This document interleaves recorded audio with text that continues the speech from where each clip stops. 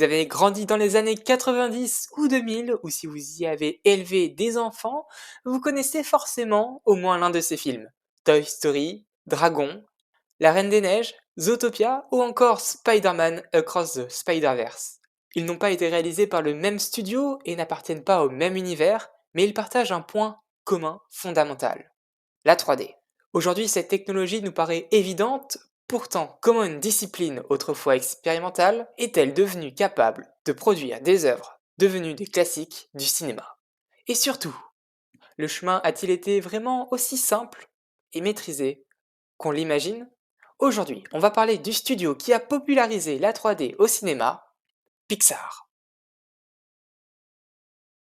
À la fin des années 70, la 3D n'est pas un outil artistique. Elle n'est pas pensée pour raconter des histoires, mais pour la recherche, la visualisation scientifique et les démonstrations techniques. Le cinéma, lui, reste entièrement analogique. En 1979, un réalisateur commence pourtant à se poser une question inhabituelle. Et si les ordinateurs pouvaient transformer le cinéma? Ce réalisateur, c'est George Lucas. Il recrute alors Edwin Catmull, chercheur en informatique graphique et responsable du Computer Graphic Laboratory au New York Institute of Technology, pour diriger une nouvelle division au sein de Lucasfilm, la Computer Division. Grâce aux recherches menées au NYIT, l'équipe commence à travailler sur des outils destinés à assister les animateurs traditionnels par ordinateur. Parmi eux, Motion Doctor, qui sera plus tard renommé Renderman, un logiciel conçu pour aider l'animation à la manière de la DAO, dessin assisté par ordinateur. On ne parle pas encore d'animation 3D grand public, mais de CGI, Computer Generated Image, des images générées par ordinateur. L'équipe développe également le Computer Animation Production System, CAPS, pour Disney, système précurseur du Pixar Image Computer, qui révolutionnera l'animation traditionnelle. En parallèle, l'équipe collabore avec Industrial Light and Magic, le studio d'effets spéciaux fondé par George Lucas. En 1982, le public découvre, sans le savoir, la première séquence entièrement animée par ordinateur, dans un long métrage de cinéma, la séquence Genesis de Star Trek II, La colère de Kang. Une planète morte progressivement transformée en monde vivant. Pour la première fois, la 3D ne sert plus seulement à impressionner, elle raconte quelque chose. En 1984, un animateur rejoint l'équipe, John Lasseter. Avec la Computer Division, il présente au SIGGRAPH The Adventure of André et Walibi. Ce court-métrage marque une étape majeure. Pour la première fois, des personnages 3D sont expressifs, animés avec des mouvements souples, des textures peintes à la main et du flou de mouvement. Ce n'est pas encore Pixar, mais le langage de l'animation 3D est en train de naître. En 1986, Steve Jobs, à la recherche de nouvelles sociétés tech à parrainer, après avoir quitté Apple pour fonder Next, rachète la Computer Division à George Lucas et la transforme en une entreprise indépendante, Pixar. Le studio compte alors environ 40 personnes. La même année, Pixar présente Luxo Junior, un court-métrage de 2 minutes et 18 secondes réalisé par John Lasseter et dévoilé au SIGGRAPH. Entièrement réalisé en images de synthèse, le film a pour objectif de démontrer les capacités techniques du studio et de son logiciel de rendu, Renderman. La légende raconte que l'inspiration du personnage vient d'un objet du quotidien, une lampe d'architecte de la marque Luxo. En 1987, Pixar produit Redstream, partiellement réalisé en images de synthèse grâce à son système d'animation interne, Menvy, connu du public sous le nom Marionnette, et à Renderman, qui prend une place centrale dans la production. Un troisième film est alors en préparation, Teeny Toy.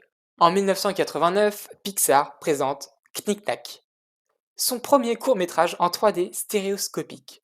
Ce procédé repose sur deux rendus de caméra distincts afin de simuler la perception du relief humain, permettant une projection en 3D avec des lunettes. La technique n'est pas nouvelle, le premier film 3D en couleur, Bwana Devil, date de 1952.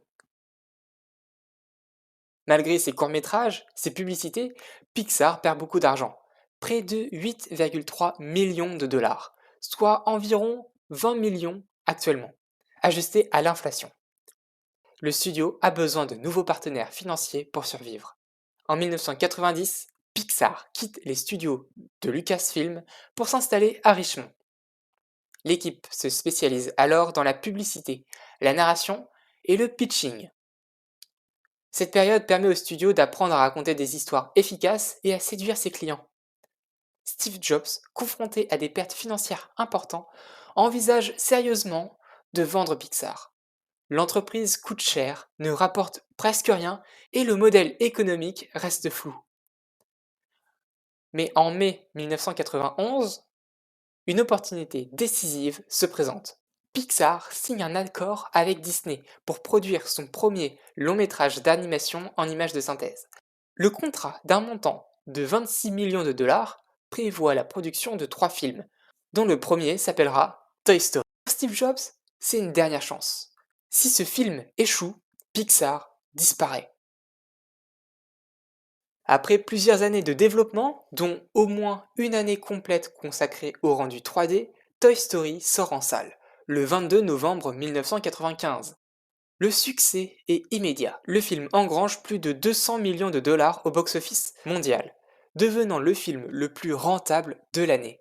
Pixar entre en bourse quelques jours plus tard. Toy Story reçoit plusieurs nominations aux Oscars, la meilleure chanson originale, la meilleure musique et le meilleur scénario. Une première pour un film d'animation. John Lasseter reçoit un Oscar spécial pour son travail de réalisation et son rôle dans la création du premier long métrage entièrement animé en images de synthèse. Face à ce succès, Pixar fait un constat simple. Le cinéma est bien plus rentable que la publicité. Le studio décide alors d'abandonner progressivement les spots commerciaux pour se consacrer exclusivement à la production de films d'animation. Un nouveau contrat est signé avec Disney, 5 films sur 10 ans. Lors de la production de Toy Story 2, des tensions apparaissent entre le studio Pixar et la compagnie Disney.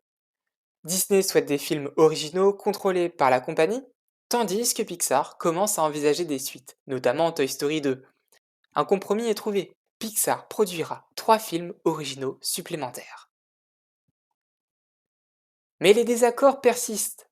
Steve Jobs cherche activement un nouveau distributeur afin de garantir à Pixar une liberté créative totale. En 2003, alors que Pixar n'a plus qu'un seul film à livrer pour honorer son contrat, Cars, les négociations s'intensifient.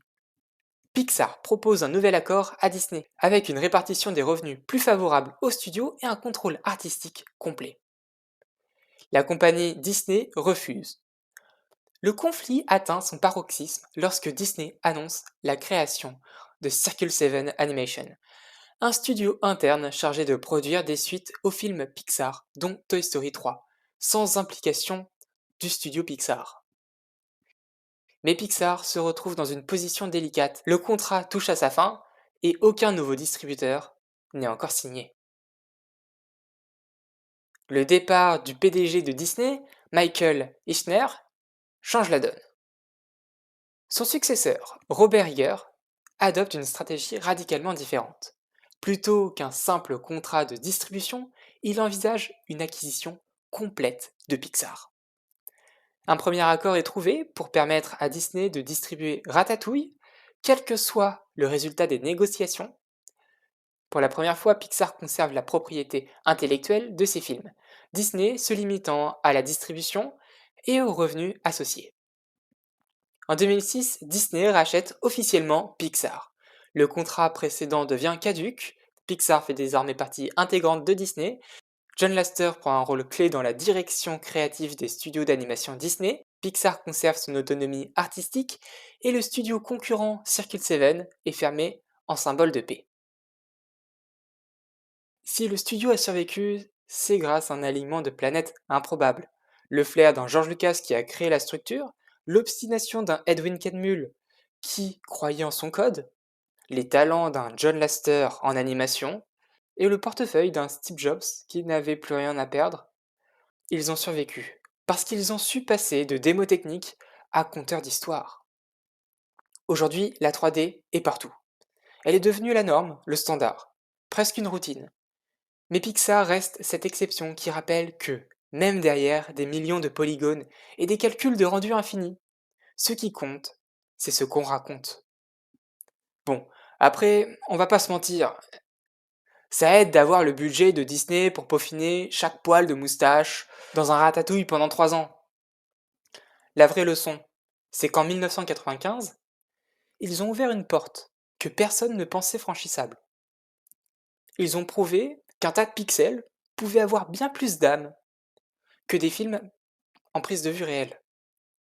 Et aujourd'hui, alors que l'IA commence à pointer le bout de son nez dans l'animation et que les studios cherchent encore la prochaine révolution, Pixar reste là, comme un vieux jouet dans un coffre, un rappel que peu importe l'outil, que ce soit un crayon, un logiciel open source ou une station de travail à 1 million de dollars, la magie ne vient pas de la machine, elle vient de ceux qui l'utilisent.